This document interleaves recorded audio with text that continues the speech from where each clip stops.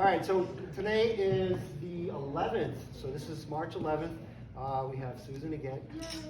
We're at ABL. My name is Jim, and tonight what we did was our American Rhythm East Coast Swing. We did a couple of bronze level steps, and then we finished with a silver level toe heel swivels. So we started with the basic. Everyone knew the basic, and we talked a little bit about some of the technique with the basic of just taking a small chasse and then widening, small, small, big, small, small, big. And that gives us a little bit more of a pop to our swing, as opposed to trying to big, big, big, which kind of makes it cumbersome, slow, right? So this gives us a little bit more speed. Then we did the American spin, which is a turn to the right for the lead, which we steal from the international jive, which we really like, okay? So we start with our basic step.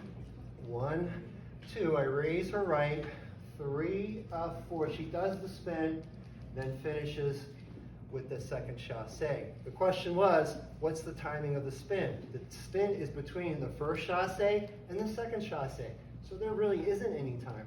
So when the lady starts to do this and she starts to do it fast, it's going to really put some energy into the step. One more time. So we have 1, 2, 3, 4, 5, 6. Very nice. Good job. Okay.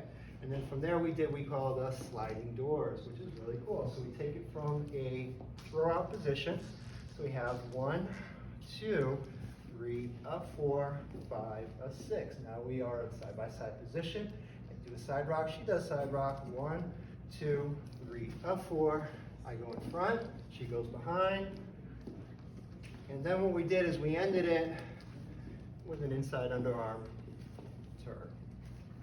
Very nice. Very cool. Okay, and then we did our toe heel swivels, one of my favorites.